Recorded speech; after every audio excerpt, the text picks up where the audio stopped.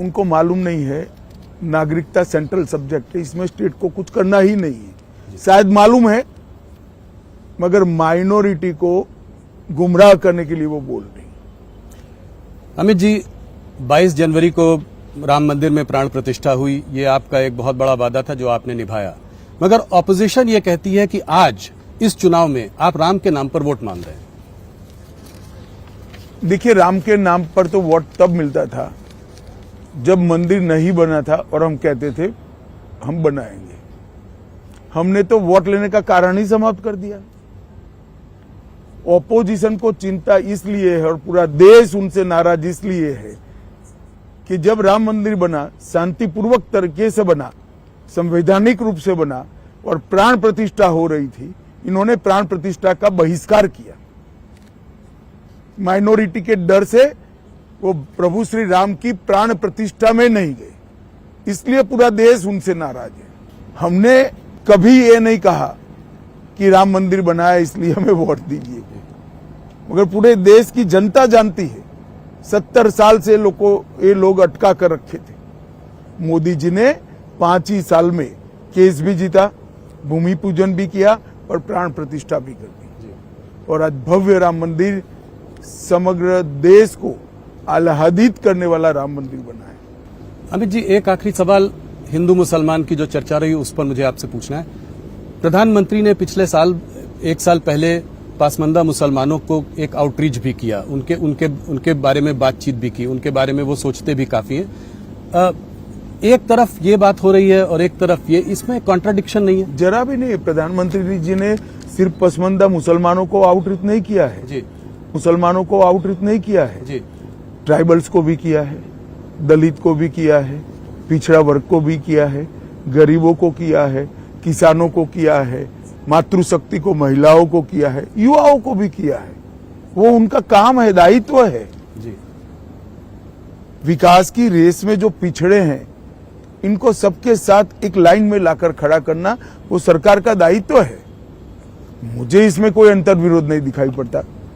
माहौल चुनाव का है और आप हमारे साथ हैं। आपके प्रेडिक्शंस जो है, बहुत दिनों तक बात करते हैं लोग कि अमित जी ने पहले ये बोला था, ये सही हुआ। तो कुछ स्टेट्स पर जाते हैं, गुजरात में हैं आपके साथ, तो गुजरात से शुरुआत करते हैं।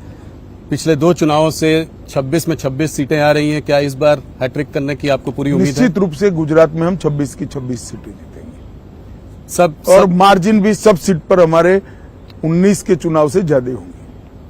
कुछ ये बात चल रही थी कि क्षत्रिय जो हैं वो थोड़ा सा रूठे हुए हैं आप लोगों से, आप उनके लिए कुछ संदेश? हम बरोबर संवाद कर रहे हैं उनसे जी। मुझे पूरा भरोसा है सब चीजें अपनी जगह पे ठीक होगी। हम 26 की 26 सीटें भी जीतेंगे और हमारे मार्जिन्स में भी बढ़ोतरी होगी। कर्नाटका की ओर चलते हैं। कर्नाटक का चुनाव आपके लिए बहुत अहम है। पिछली बार आप लोगों की वहां बड़ी जीत हुई थी। स्टेट असेंबली इलेक्शंस में आपकी हार भी हुई है हाल फिलहाल में। तो ऐसे में आप कर्नाटका को कैसे देखते हैं? खास करके अभी एक बहुत देवन्ना जी का एक आज आपने उस पर प्रेस कॉन्फ्रेंस में आपने बयान भी दिया है। तो आप जो प्रताड़ित महिलाएं हैं जो, उसको आप कैसे देखते हैं? क्या क्योंकि वो आपके जो वहां पे सदस्य हैं, आपका वहां उनसे अलायंस है, तो आप कोई अलायंस के प्रेशर में आ जाएंगे? क्या कठोर कदम उठाएंगे आप? मैंने आज सुबह ही भारतीय जनता पार्टी का रुख स्पष्ट कर दिया है।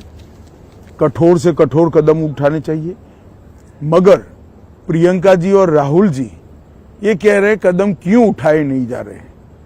शायद उनको मालूम ही नहीं है पोजीशन। स्टेट का law and order state government को संभालना होता है और वहां उनकी सरकार है। कदम उनको उठाना है, हमें नहीं उठाना है जी। परंतु भारतीय जनता पार्टी इस घटना की घोर निंदा करती है और किसी भी हालत में कोई भी हो इसको सहन नहीं किया जा सकता और कठोर से कठोर कदम उठाने चाहिए। और भारत सरकार के विमेन कमीशन ने आज कर्नाटक स्टेट गवर्नमेंट को नोटिस भी निकाल दिया है। तो अलायंस का कोई प्रेशर नहीं है, कोई उसके दबाव में आप कभी नहीं आएंगे इस मामले में? ना हम पर दबाव है, ना हम दबाव में आएंगे। एक और कांड हुआ था, नेहा हिरामत वाला किस्सा, जिसको कि एक लव जिहाद का कलर मिला है। कलर नहीं भाई जी, ये पक्का मामला ही लव जिहाद का है। यही मैं आपसे जानना चाहता था, इस पर अगर आप कुछ बता सके, क्योंकि सीएम और होम मिनिस्टर ने कहा ये पर्सनल मामला है। वो अपनी माइनॉरिटी वोट बैंक के कारण ऐसा कह रहे हैं। मुझे एक बात बताइए, अपनी माइनॉरिटी वोट बैंक के कारण ऐसा कह रहे हैं, मुझे एक बात बताइए, बच्ची को, किसी भी बच्ची को कॉलेज में सुरक्षा कैंपस में मिलनी चाहिए या नहीं मिलनी चाहिए? जी, इस तरह से हत्या होती है और उसको पर्सनल मामला बताकर इस सामाजिक दूषण से आप नजरें चुरा रहे हैं केवल वोट बैंक के लिए। उनको तो बम ब्लास्ट होता है, वो भी गैस सिलेंडर का ब्लास्ट लगता है। जब एनआईए जांच लेती है तो पूरा पकड़ा जाता है। बेंगलुरु में 10 साल से बम ब्लास्ट नहीं हुए थे। इनकी सरकार आई, एसडीपीआई का समर्थन लिया और अब बम ब्लास्ट होने लगे। अपनी वोट बैंक की पॉलिटिक्स के कारण कितने नीचे जाएंगे। देश की सुरक्षा, बेंगलुरु की सुरक्षा, कर्नाटक की सुरक्षा, इसको भी कांग्रेस पार्टी ताक पर रख रही है। ऐसे माहौल में